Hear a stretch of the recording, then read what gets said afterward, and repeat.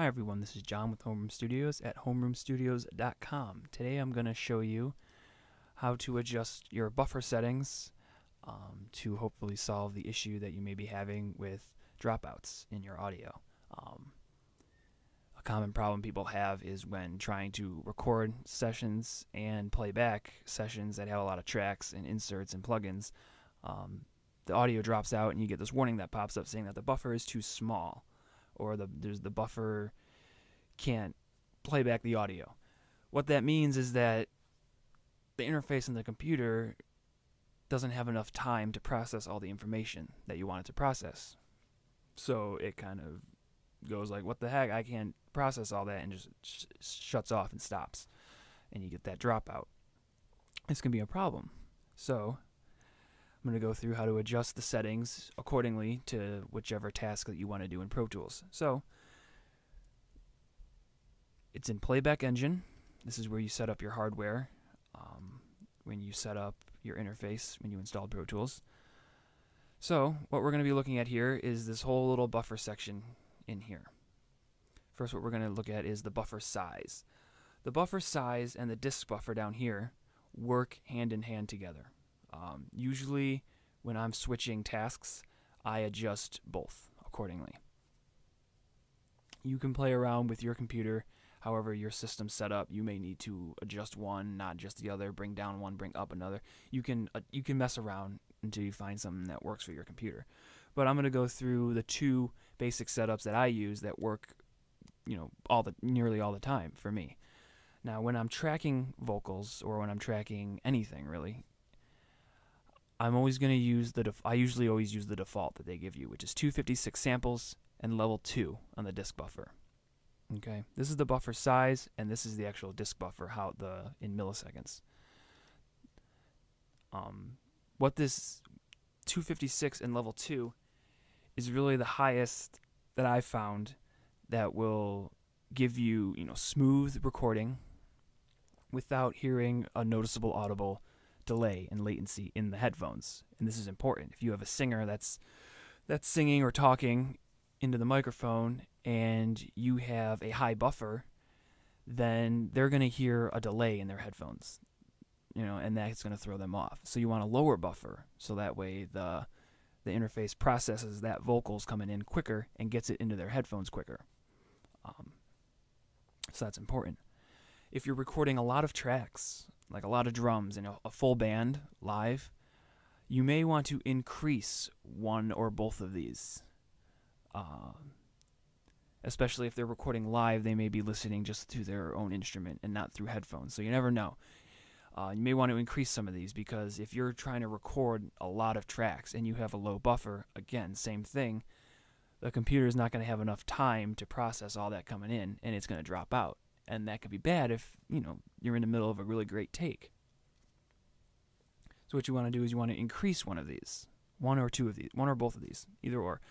Kind of play around until you get something that works. Do some test runs. And that's going to allow the computer more time to process. But at the same time, if they're using headphones, it may cause a delay in their headphones. Whether they can accept that delay and they can handle it is, based on the situation in the band and your computer and your system. So when I'm tracking, I usually use 256 and level 2, and this usually works great when I'm tracking drums, and then I'll do like bass and guitar and vocals. It works great. I haven't really had too many issues. Every once in a while, if I have a lot of tracks and then I'm going in and doing a vocal session, I may have to increase this one to 512 or increase this to 4, so that the computer can still process the audio coming in, but still process all the tracks I have in the session. So it's a trade-off. And then once you're done tracking everything and you're going into, this is where people run into that problem. They track everything at the default at 256 and level 2. And it works fine. They're able to track all their tracks, they can get their guitars and vocals down. And then when they go to start putting effects on and duplicating tracks and throwing plugins and all that stuff onto all the tracks, they haven't compensated for that. So their computer drops out. So what you got to do is when you get to that stage, when you get to the mixing and editing stage and you're starting to do a lot of filtering onto your tracks, you want to go back into the playback engine and you want to increase the buffer size. I usually use 512. I seem is comfortable at 512, and then I go up to level 4. This gives me a nice buffer size so I can edit and mix smoothly without having dropouts. That's probably the most common problem people run into, is that they don't compensate for the amount of tracks that they have and the processing that they're putting on the tracks. They think, oh, it worked fine when I was tracking, how come it's not working now? That's why. Your computer can't handle it, so you gotta give it a little more time. And again, when you're mixing and editing, having a bigger buffer isn't a problem because you're not tracking, so you don't have to worry about a delay in the headphones or anything like that. You don't have to worry about any of that. So a higher buffer will work. You can go up to 1024. Again, if you're still experiencing dropouts at this, go up to 1024. Try increasing your CPU usage limit. Let the computer do more of the work. The lower the CPU usage limit, the less the CPU will do. So allow the computer to do a little more. You know, just kind of play around with the settings until you find something that hopefully works. This delay compensation engine is only in Pro Tools 9, and this really is for the delay that some effects and plugins, some latency that those put on the track. So you don't really have to worry about that right now. That's not the issue with your buffer settings. You could also try toggling this on and off. Ignoring the errors during playback and record may solve the issue of your dropouts, but at the same time, it may cause some clicks and pops either in playback or actually in the recording. So you want to be careful. It may solve your problem, but it may cause a whole new problem. I keep this usually at 2. So that's basically the 2 settings that I use. I use, again, 256 and level 2 when I'm tracking and recording. And then once I start editing and throwing all those effects and stuff on it, I'll move it up to 512 and level 4.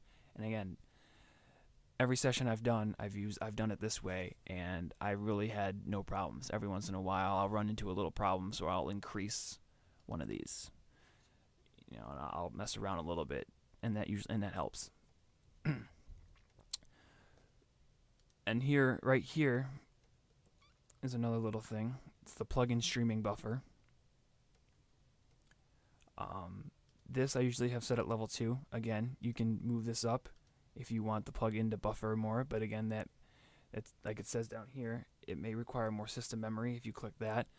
So just be careful with, the higher buffers that you have, you may run into a little latency issues.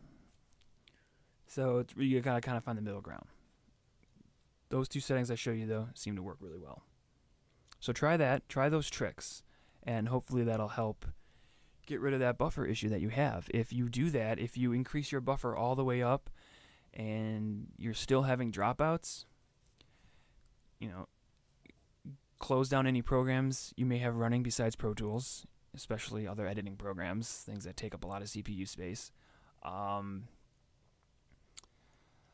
Internet, if you're using a Mac, turn off your time machine.